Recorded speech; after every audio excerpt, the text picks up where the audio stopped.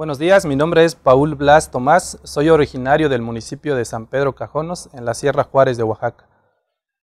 Actualmente soy artesano productor de figuras talladas en madera y este es nuestro taller de alebrijes aquí en la ciudad de Oaxaca. Nosotros nos dedicamos a la producción de artesanías talladas en madera de copal en San Pedro Cajonos. Somos aproximadamente 20 familias de artesanos, entre hombres, mujeres y niños zapotecos. Nosotros iniciamos la cultura de los alebrijes en la Sierra Juárez debido a las tradiciones que se viven en nuestro pueblo, por falta o a la necesidad de utilizar máscaras. Uno de mis tíos empezó de manera muy rústica a tallar máscaras de madera de zumpantle para usar en las danzas. Y poco a poco fue evolucionando el trabajo vinculado a las actividades agrícolas que se desempeñan o a las labores del campo que se dan en la comunidad. Por ejemplo, mis tíos anteriormente solían mucho trabajar el campo, sembrar maíz, frijol, calabaza, y para eso había que preparar la tierra antes. Con la yunta araban la tierra y de ahí se extraían raíces del árbol de guayaba, el árbol de naranja, otros árboles, y a ellos les dio mucho la curiosidad de ver las formas caprichosas que tenían las raíces, y dijeron: mira, esto se parece a una serpiente, a una víbora, podemos darle la forma de la cabecita, afilarle la cola tantito, podemos decorarla, y así fueron como empezando a tallar este tipo de figuras. Por ejemplo, salían las raíces muy caprichosamente dobladas, prácticamente como ya con la figura de una serpiente, corriendo o posando para una foto. Y ellos de manera muy rústica, con machete y navaja le daban forma a lo que era la cabecita, a lo que es la punta de la pieza, ¿no? Es muy importante resaltar una parte del proceso con la cual ellos iniciaron a pintar alebrijes en San Pedro Cajonos. En un principio, pues, la familia no tenía conocimiento de las brochas, los pinceles. Todo lo que ellos desarrollaron o aprendieron fue de manera nata, ¿no? Ellos al principio, pues, pintaban con la yema de los dedos, con clavos, con plumas de los guajolotes de las aves que tenían en sus casas, e incluso en un momento ellos adaptaron el pelaje de los gatitos como pincel, como una especie de herramienta para hacer plumas, hacer líneas en sus obras que plasmaban en ellos hace 40 años. Más adelante, pues, ellos tienen conocimiento o descubren que hay brochas, pinceles especiales para utilizar en pintura, y poco a poco fue evolucionando el trabajo que hoy en día, pues, nos dedicamos a elaborar. Algo que nos diferencia a nosotros como artesanos de la Sierra Juárez es la elaboración de insectos, de este tipo de piezas como abejas, mariposas, chapulines, y esto deriva mucho como parte de la creatividad o la inspiración o el proceso de adaptación de este tipo de trabajo de nuestros artesanos de San Pedro Cajonos, ¿no? Porque nosotros al principio, o mis tíos que empezaron, vieron la necesidad de hacer algo diferente a lo que ya existía en el mercado, ¿no? Y la elaboración de insectos, pues, es algo que revolucionó esta parte del mercado, o el concepto que se tiene de los alebrijes, que solo son animales, también pueden ser insectos.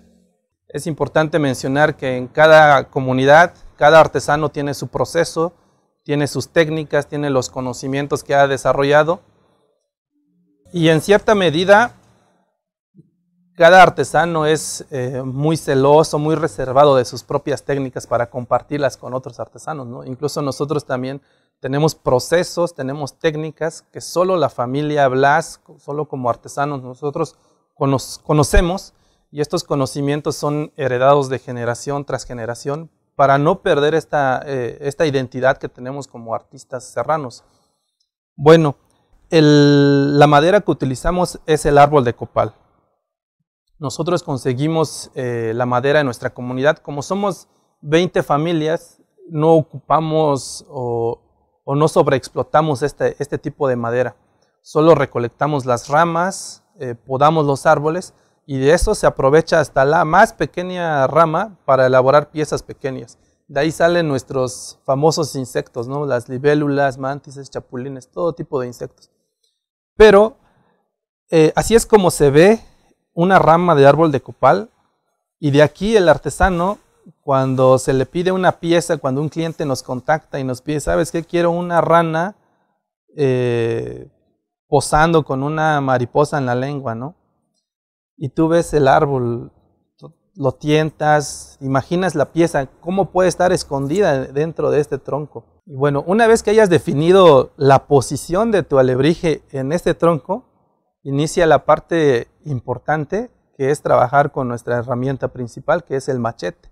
En la sierra, pues, cuando no vemos a un campesino, a un serrano con un machete en la cintura, ¿no? Pues esto es nuestra herramienta de trabajo para moldear nuestras piezas. Y creo yo, algo muy importante es el primer machetazo que se le da a la madera, porque es lo que va a definir si es la cabeza, si es la cintura, si es parte de las piernas o alguna parte del alebrije. Y de ahí le empiezas a dar forma, le empiezas a sacar la cabeza, las orejas y así, ¿no?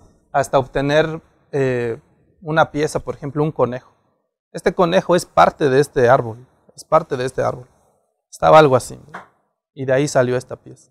Y cada pieza nos toma, dependiendo del tamaño de la pieza, hay piezas pequeñas que podemos hacer una en 2 horas, en 1 hora, dependiendo de la complejidad de la misma, ¿no? Y también dependiendo qué tan filoso tengamos nuestra herramienta, el machete o las navajas, que es lo que nosotros más utilizamos para la elaboración de este tipo de trabajo. Y bueno, una pieza puede durar horas, días, semanas, muchos meses de trabajo, dependiendo del volumen, el tamaño y la complejidad de esto.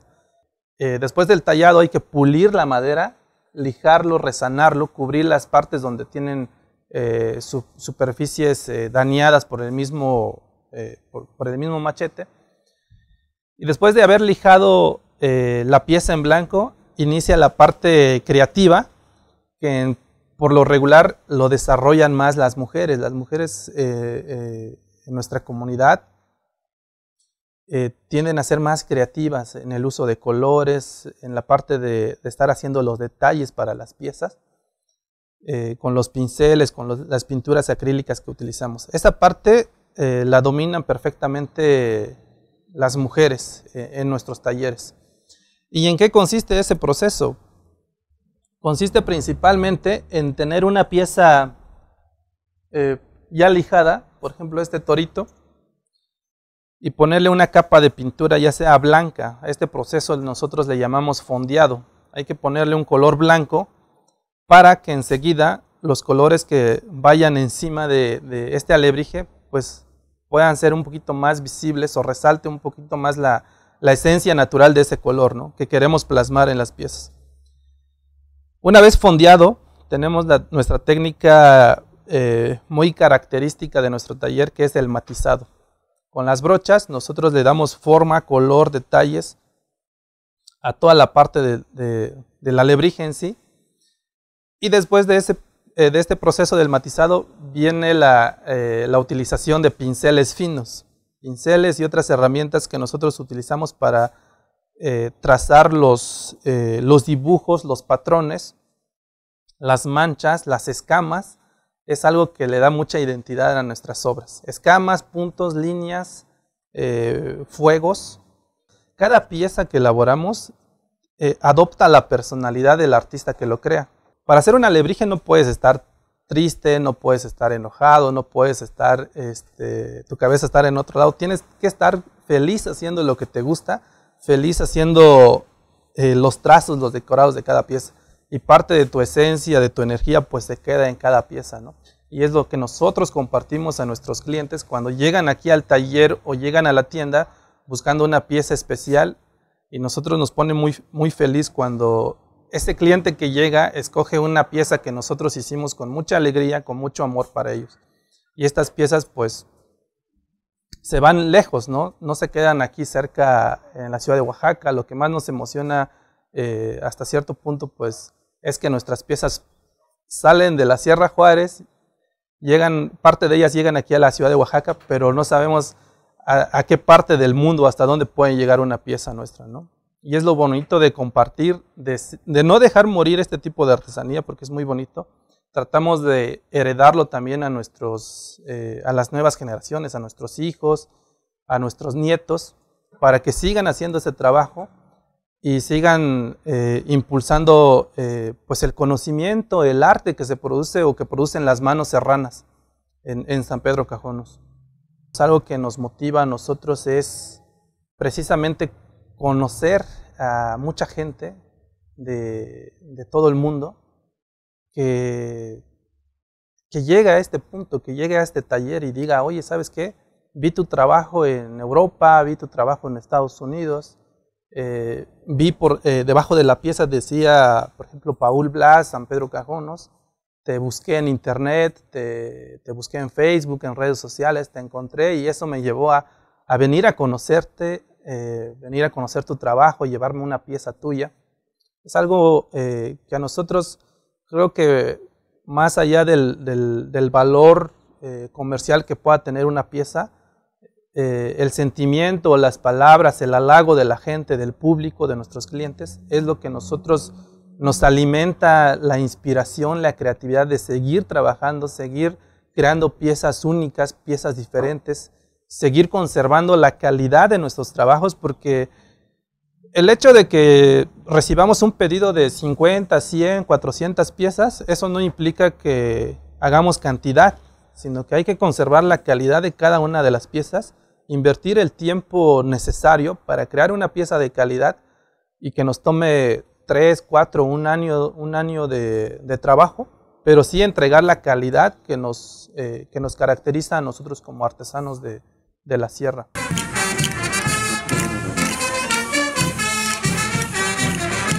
Todos los talleres de nuestros artesanos se ubican en el municipio de San Pedro Cajonos. Somos 20 familias.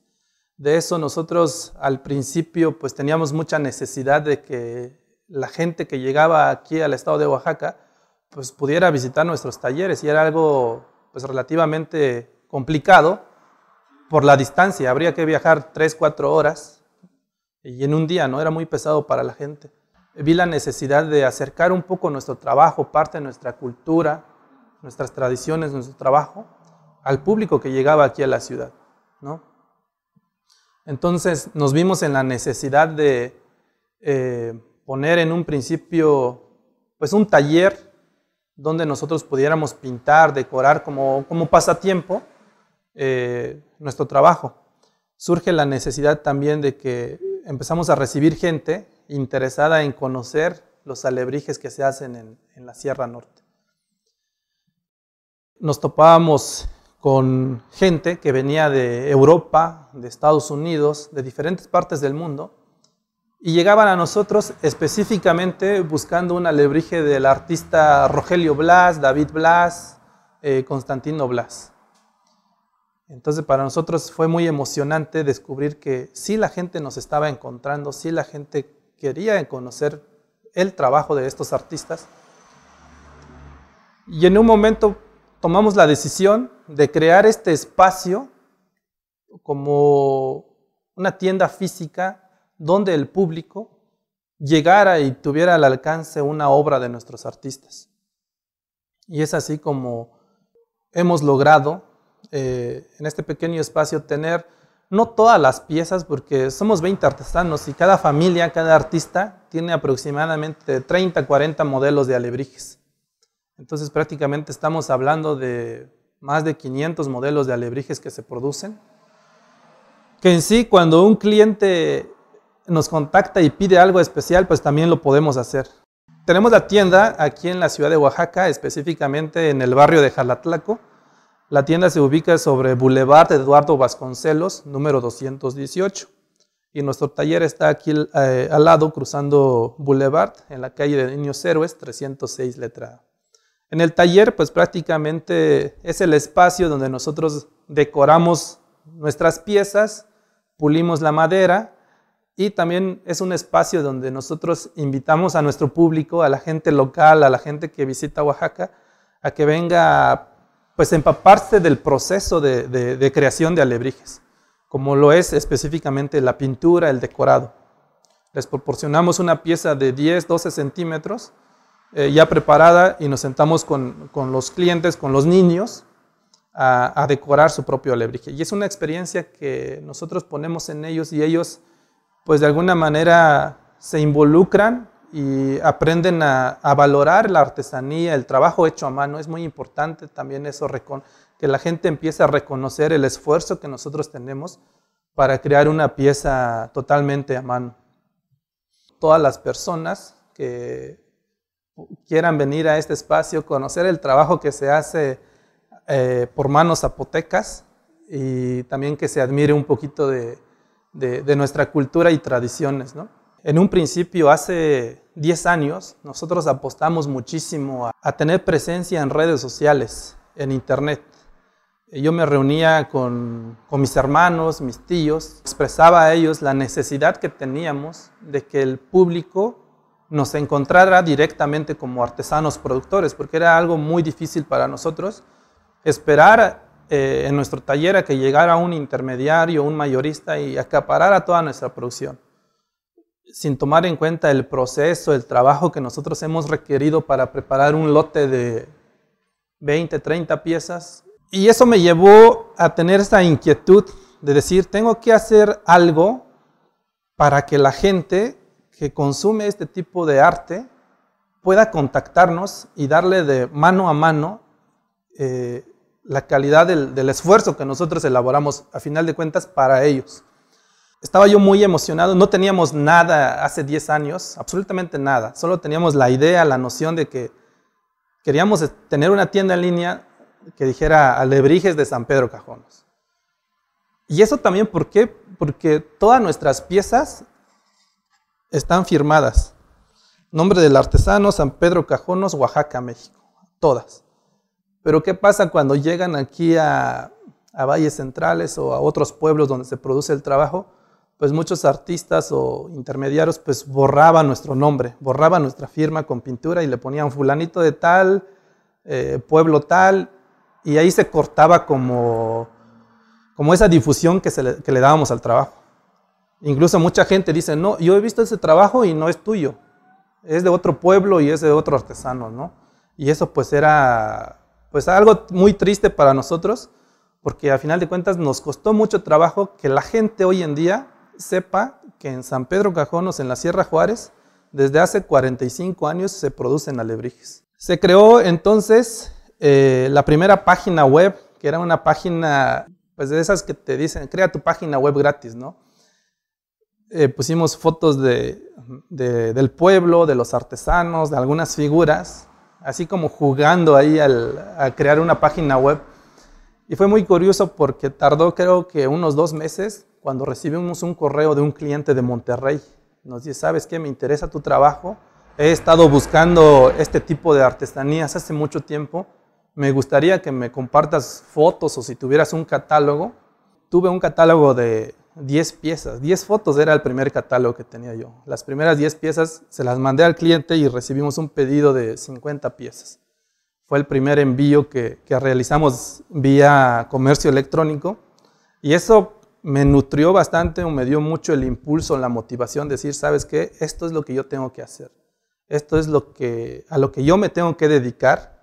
Tengo que invertir en mí, en los conocimientos. Tengo que aprender cómo se lleva toda esta parte de la logística de comercio electrónico.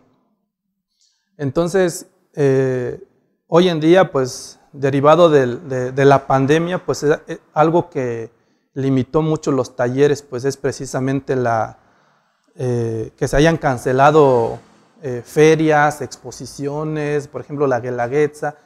Creo que con esto de la pandemia fue un valor agregado a nuestro taller, porque toda la gente se fue a internet, toda la gente se fue a las computadoras, a los celulares, buscaban regalos, buscaban artesanías, alebrijes, y de algún modo pues estábamos nosotros ahí. Tuvimos la fortuna de estar ahí en los resultados de búsqueda cuando la gente empezó a buscar alebrijes. Y es algo que pues fue muy importante, muy esencial para hoy en día haber sobrevivido a la pandemia. Gracias a eso, pues yo aseguro que todos los pedidos que hemos recibido, que hemos tenido, el trabajo que nos ha dado la gente durante toda esta pandemia, ha sido gracias a la presencia que tenemos en redes sociales, gracias al internet, y que hemos logrado darle el trabajo, el impulso a nuestras familias, ¿no? A nuestras familias de artistas que están en los talleres de Alebrijes Blas. Bueno, es muy importante mencionar que en este espacio, en esta tienda física, todas las piezas que ustedes ven aquí son las mismas que tenemos publicadas en nuestra tienda en línea. Todas, absolutamente todas las piezas que están aquí, todos los colores y diseños, están disponibles en alebrijesblas.com. Entonces, cuando un cliente compra una serpiente azul con manchas amarillas, esa es la serpiente o el alebrije que va a recibir. No va a recibir otro color más que esa pieza, ¿no? Cuando llega un cliente aquí a la tienda física, compra un caracol rosado con verde, inmediatamente la eliminamos de nuestra tienda y para así darle una calidad en servicio también a nuestro público que nos ve a través de internet. También algo que hemos destacado mucho en el comercio electrónico de nuestro trabajo, pues es mucho la exportación, ¿no? Mayormente, todas las piezas que nosotros estamos comercializando, pues se van en su mayoría a Estados Unidos, a Europa, Italia, España, que es donde están los clientes que de algún modo pues aprecian el trabajo hecho a mano y nos han dado la oportunidad de tener un trabajo pues estable.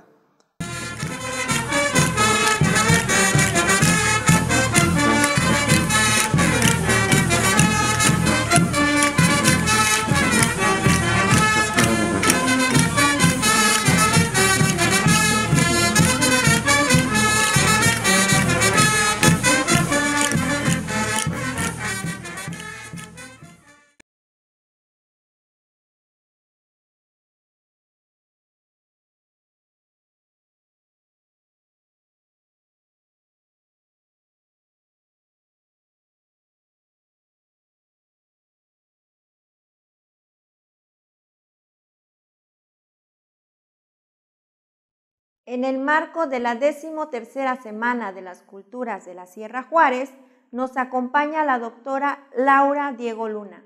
Es arqueóloga por la Escuela Nacional de Antropología, maestra y doctora en estudios mesoamericanos por la UNAM. Su tesis más reciente lleva por título Los zapotecas serranos, asentamientos, poder y paisaje en la subcuenca del Río Grande, en los periodos prehispánico y colonial. Es autora de diversos artículos. Ha sido ponente en diferentes foros nacionales e internacionales y docente en la licenciatura en Antropología con especialidad en Arqueología de la UAPJO y de la licenciatura en Etnohistoria de la Escuela Nacional de Antropología e Historia. En el año 2015, se hizo acreedora al premio INA en el área de arqueología por su tesis de maestría. Cedo la palabra a la doctora Laura Diego, que nos presentará la conferencia del señorío posclásico a la cabecera colonial, el caso de Chicomesuchil. Agradezco la invitación a los organizadores de la 13ª edición de la Semana de las Culturas de la Sierra Juárez. Como siempre, es un gusto estar con ustedes. Bueno, pues como lo anunciaron, el día de hoy les voy a hablar del señorío de Chicomesuchil y de su transformación a lo largo del periodo colonial. Me imagino que la mayoría de los que están escuchando la presentación ya conocen la ubicación de San Juan Chicomesuchil, pero para los que no, pues cabe recordar que San Juan Chicomesuchil se encuentra ubicado en la Sierra Juárez, y pues la Sierra Juárez es una región que se encuentra al noreste de los valles centrales de Oaxaca. En el periodo colonial, San Juan Chicomesuchil, así como los otros pueblos cercanos, hablaban una variante del zapoteco conocida como el zapoteco serrano. Mi investigación la realicé en la parte sur de la Sierra Juárez, en 20 comunidades, en donde registramos un total de 70 sitios arqueológicos con una ocupación temporal que va de 300 a.C. hasta 1524 después de Cristo. Uno de los sitios que documentamos fue el que denominamos la Chatao 01, el cual se ubica en la parte central del área de estudio y es del que les voy a hablar principalmente el día de hoy. La ocupación más temprana de este sitio, la Chatao 01, se ubicó alrededor del año 600 después de Cristo, en un periodo conocido como Clásico Tardío. El Clásico Tardío es un periodo en el que se dio el mayor auge de Monte Albán, pero también a la vez se dio su decadencia, alrededor del año 800 después de Cristo. De acuerdo con algunos autores, durante este periodo el Valle de Oaxaca alcanzó su máximo crecimiento poblacional y en periodos de sequía, algunos valles, específicamente el Valle de Tlaxcala, tenía o pudo haber tenido problemas para abastecer de alimentos a su población. Entonces, lo que yo planteo es que el crecimiento que se da en el Clásico Tardío en la Sierra Juárez, en el número de asentamientos prehispánicos, está relacionado con esos problemas de abastecimiento de alimentos en los valles centrales de Oaxaca, que provocó que estas poblaciones entraran a la Sierra Juárez. Bueno, la elección del lugar donde se ubicó el sitio de la Chatao 01 no fue fortuita. En la imagen vemos el cerro, que actualmente se conoce como La Valenciana, y la parte central del sitio La Chatao 01. Este asentamiento es un lugar que tiene una visual muy amplia. Prácticamente el cerro es visible desde varias áreas de la Sierra Juárez y tiene características muy importantes, como el ser un cerro que por el lado norte es defensivo, bueno, es de difícil acceso, y también tiene pues características muy peculiares, ¿no? Como esta entrada que tiene acá, y son rasgos pues relevantes del paisaje. Dentro de la cosmovisión mesoamericana se ha hablado de los cerros como lugares de mantenimiento, lugares de abundancia, y hay el concepto del cerro sagrado que diferentes autores como por ejemplo López Austin han trabajado mucho, y propongo que es el caso del cerro La Valenciana, ya que en una de sus laderas podemos todavía apreciar un manantial, y este manantial fue acondicionado desde época prehispánica con unas lápidas muy semejantes a la manera en que los antiguos zapotecos construyeron sus tumbas.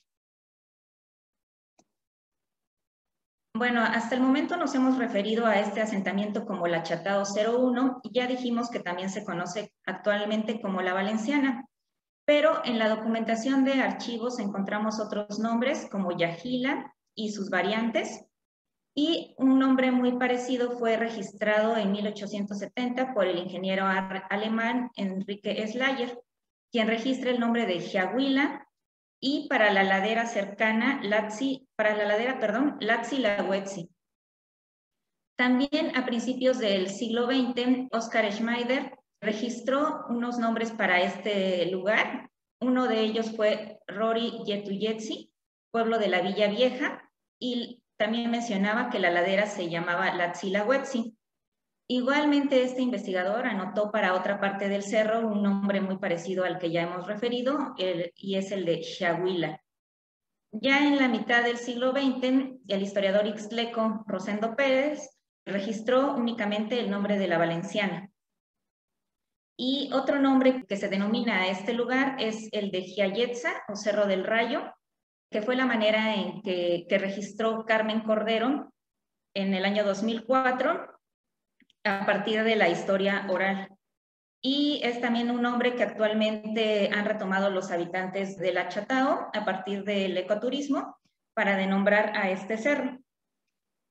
Pero pues yo considero que uno de los nombres más antiguos de este cerro es el de Yajila.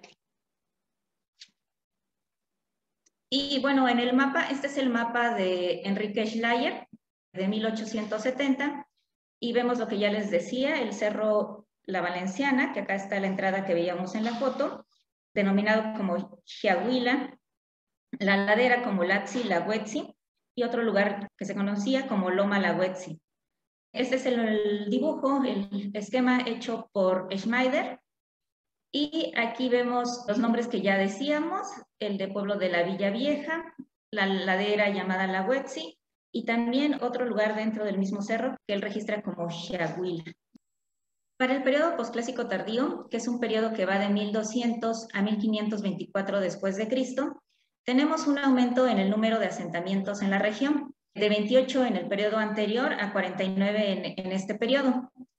El crecimiento en el número de asentamientos va en relación a lo que ha observado o a lo que ha planteado Michel Auday a partir de las fuentes pictográficas y documentales respecto a la expansión del señorío de Sachila alrededor del año 1350, primero a la cabeza del señor Cosijoesa Onceagua, y 100 años después, alrededor de 1450, también la entrada de nuevas migraciones a la región como producto de una crisis dinástica en el señorío de Sachila, que provocó pues una situación tensa, pues no nada más en Sachila, sino en varios otros señoríos que eran sus aliados en el valle, como por ejemplo Macuilxochitl.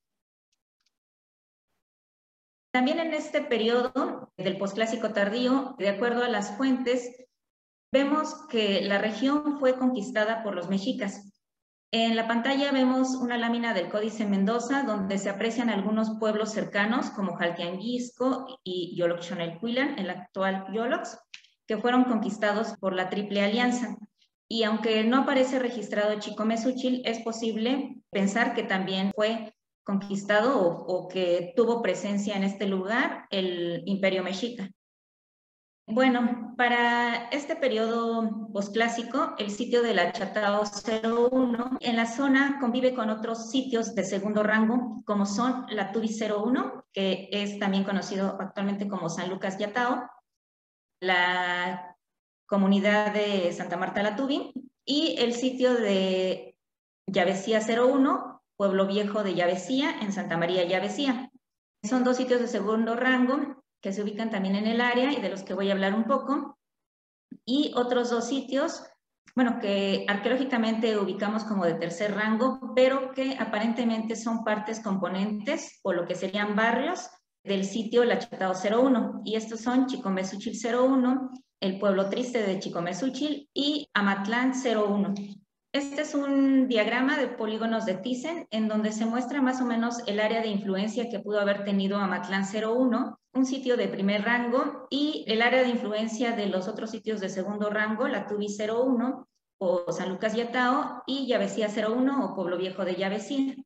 Es muy difícil saber si en algún momento estos dos señoríos de segundo rango estuvieron incorporados a este otro señorío de la Chatao 01 o no, pero es probable que se hayan establecido alianzas entre estos señoríos, como era costumbre en el periodo prehispánico. Bueno, el tipo de evidencia arqueológica que encontramos en San Lucas Yatao es el que vemos en pantalla. Este es un montículo y esta es una plaza prehispánica. Y estos son los muros que todavía aún podemos observar ahí. Y este es el ejemplo del pueblo viejo de Llavecía.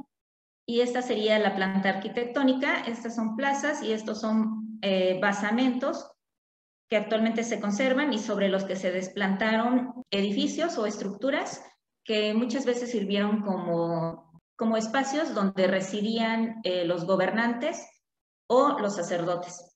Y estos son cerámica que encontramos en el sitio Amatlán 01, cerca de la ladera de La Valenciana.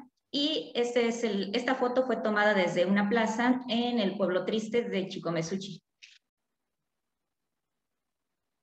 Y bueno, ya en la Chatao 01 o la Valenciana, este es el tipo de plazas del periodo posclásico que encontramos, con basamentos rodeando los cuatro lados.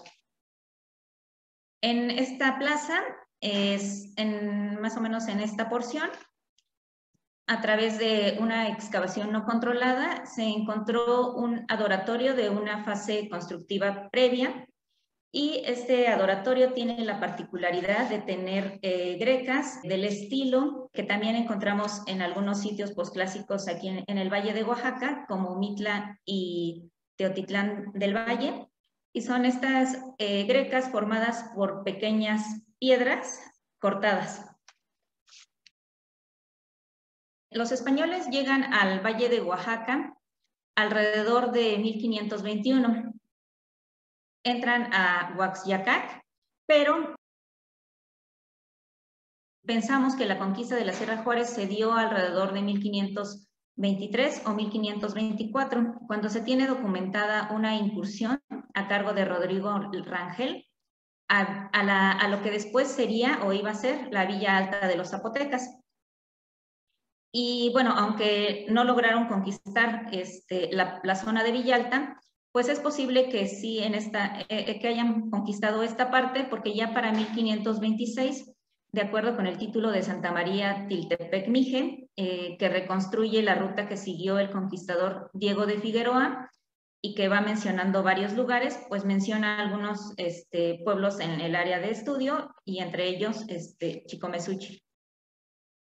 En el periodo colonial, el área de estudio fue repartido entre varios encomenderos, y Chicomesuchil fue asignado al conquistador Gaspar de Tarifa, quien sucedió la encomienda a su hijo Diego de Vargas y a la vez a su hijo Melchor de Vargas.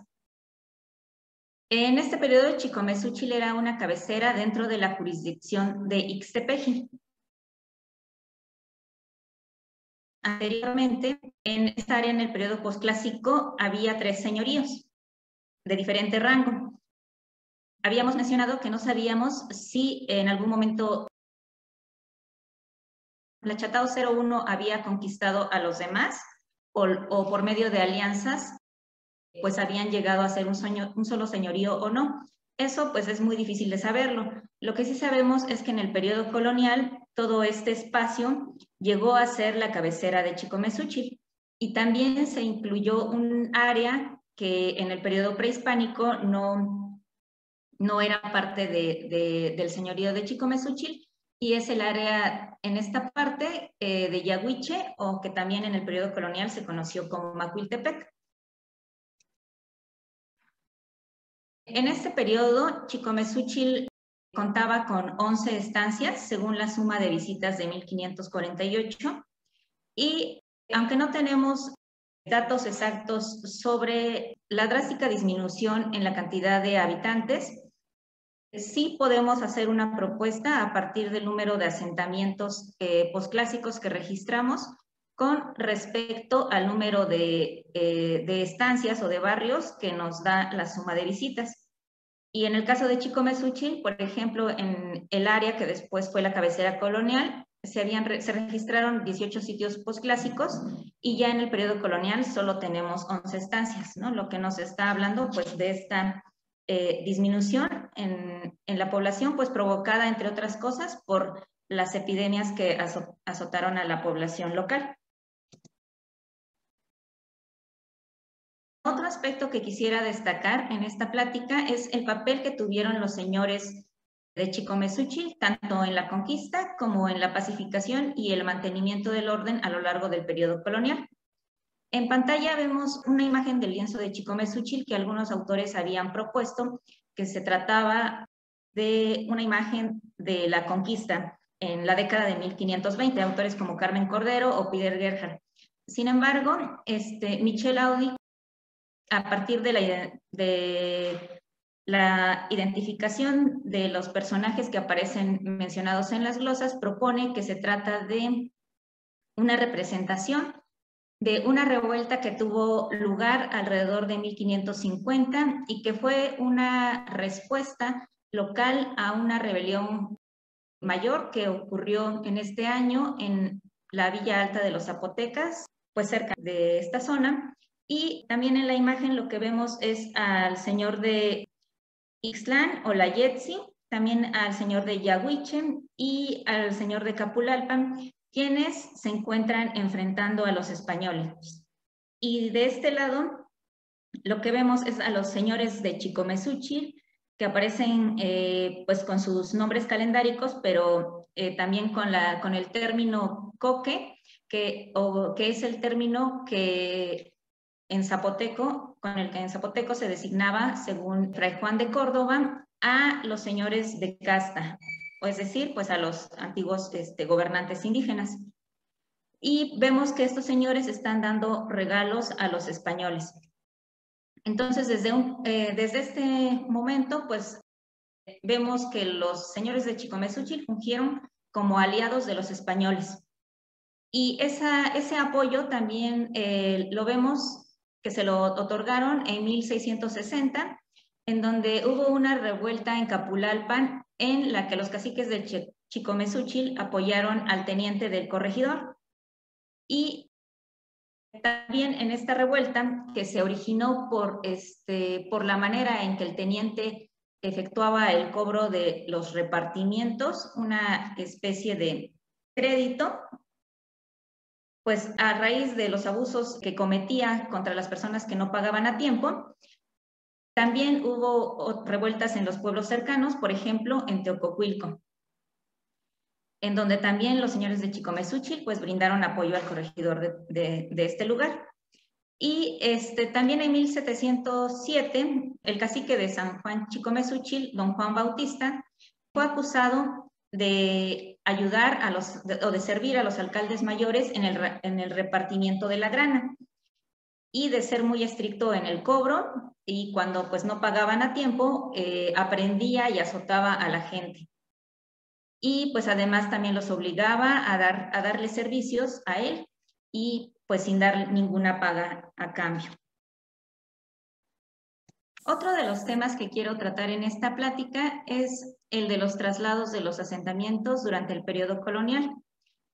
Bueno, el asentamiento del que ya hemos venido hablando, la Chatao 01, en un primer momento, que se encuentra en esta parte, en el punto morado, en un primer momento fue trasladado a la ladera, al paraje llamado Latzilahuetzi, de acuerdo con lo mencionado en la relación geográfica de Chicomezúchil de 1777.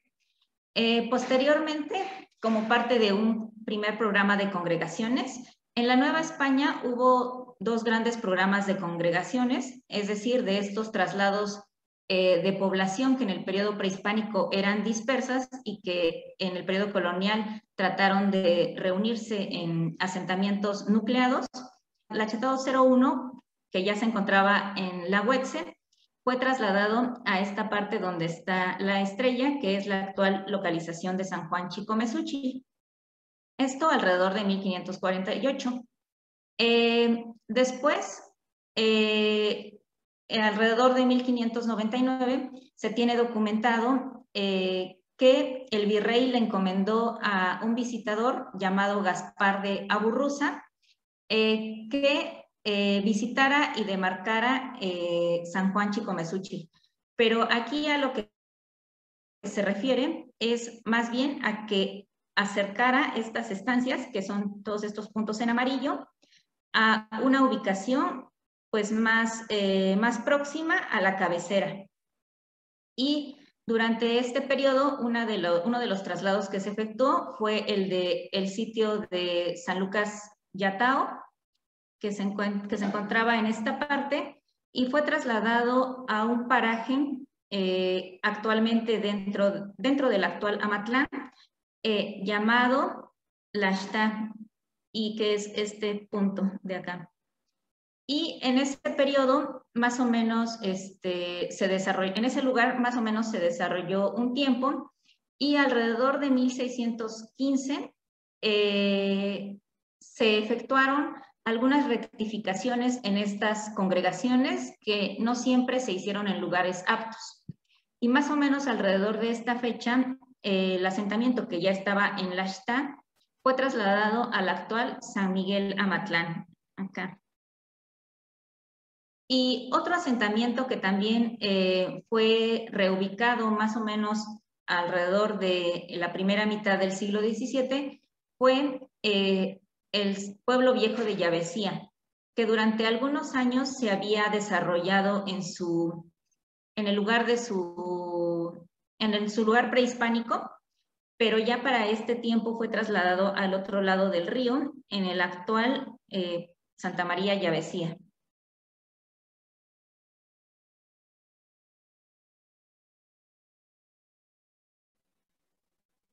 Bueno, tenemos los que ya les había mostrado, los vestigios prehispánicos que podemos ubicar en San Lucas Yatao, y también un posible pozo ya del periodo colonial, porque pues como acabamos de mencionar, en esta ubicación pues se desarrolló hasta más o menos hasta fines del siglo XVI, cuando fue trasladado a Laxtán. Y este es un documento que se conoce como el lienzo de San Lucas Yatao, actualmente en la Biblioteca Nacional de Antropología, y cuya copia se conserva en el pueblo de San Miguel Amatlán. Y también aquí en pantalla vemos el pueblo viejo de Yabesía, y esto que está acá es una planta de una capilla ya colonial, porque igual, pues como mencionamos, es probable que este asentamiento haya crecido ya en el periodo colonial, en el mismo lugar donde estaba el asentamiento prehispánico, y que ya haya sido trasladado al actual Santa María Yabesía a principios del siglo XVII. Y bueno, pues tal como lo menciona aquí en este documento, a mano derecha y a la parte del sur, que dijeron llamarse Yohueche, y ser donde estuvo el barrio de Nuestra Señora de la Asunción, Lachi Huachina, que se congregó a dicha cabecera de Santa Catarina. Y ese lugar es el que aparece en esta parte, y que en el mapa corresponde a lo que sería esta parte, y el actual Santa María Yabesía se ubica en esta área. Entonces, pues esos fueron pues también parte de los cambios en los asentamientos en el periodo colonial. Y pues a lo largo de esta plática es lo que he querido mostrar, la transformación del señorío prehispánico de Chicomezúchil pues en la cabecera colonial de Chicomezúchil, ya en este periodo. Agradezco enormemente a las autoridades municipales y agrarias de los pueblos de San Juan Chicomezúchil, San Miguel Amatlán, Santa Catarina La Chatao, Santa María Yabesía y Santa Marta La Tubi. Asimismo, extiendo el agradecimiento a las otras comunidades que me permitieron efectuar el recorrido arqueológico dentro de sus territorios. Y para cualquier duda o comentario, mi correo es laudeluna@gmail.com.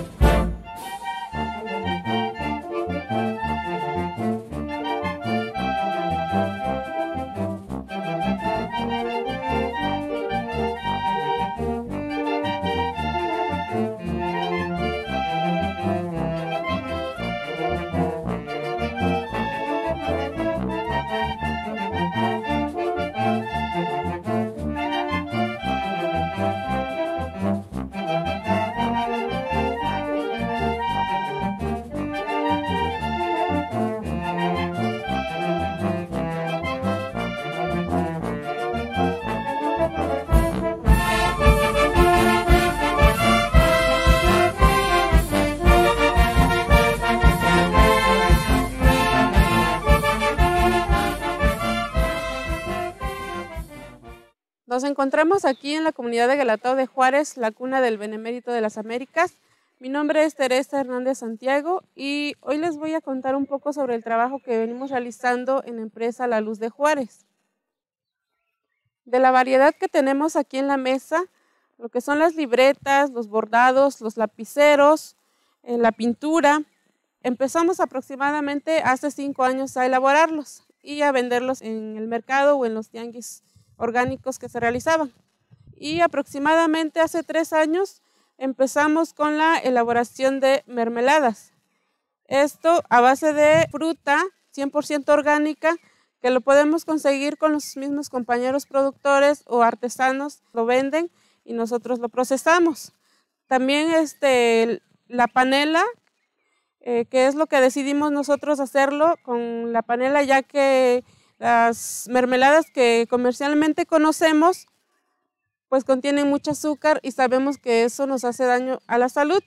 Entonces nosotros tenemos las mermeladas que son 100% orgánicas y que las podemos realizar aquí en la comunidad a base de fruta que conseguimos aquí por temporada, ya sea, por ejemplo, la zarzamora la conseguimos por temporada y las otras frutas las podemos conseguir durante más tiempo. Entonces tenemos aquí lo que es zarzamora, manzana, membrillo, durazno, guayaba y limón. Tenemos 6 sabores que la gente lo ha recibido muy bien, nos ha ido muy bien en la venta de estos productos y la gente nos ha dicho que contiene menos azúcar y la verdad saben más ricas. A continuación vamos a presentar el proceso productivo de las mermeladas de la empresa La Luz de Juárez. Como primer paso que tenemos es conseguir la fruta, se lava, se corta y ponerlo a fuego en un recipiente grande con los demás ingredientes, que es la panela, la canela, el agua y la fruta. Lo tenemos que mover constantemente para que no se pegue unas 3 horas y de ahí lo bajamos de la lumbre. Inmediatamente lo tenemos que envasar, ya que el calor es un factor importante para este proceso. Como último número tenemos el envasado. Para el envasado de nuestro producto hacemos lo siguiente: una vez retirado del fuego, rellenamos rápidamente para que el calor nos ayude, ya que es un factor muy importante para que nuestra mermelada nos dure. Una vez llenados, los llevamos nuevamente con la técnica del baño María para que con esto se sella el alto vacío y esto nos dura de unos 6 meses a 1 año aproximadamente. Somos los únicos que elaboramos estas mermeladas en el estado de Oaxaca a base de fruta 100% orgánica y hecha con panela. Los invitamos a conocer este y los demás productos que tenemos en la empresa La Luz de Juárez. Los pueden encontrar en Facebook y en Instagram como La Luz de Juárez y nuestro número telefónico es 951-264-0228. Sigan la transmisión de la 13ª semana de las culturas de la Sierra Juárez.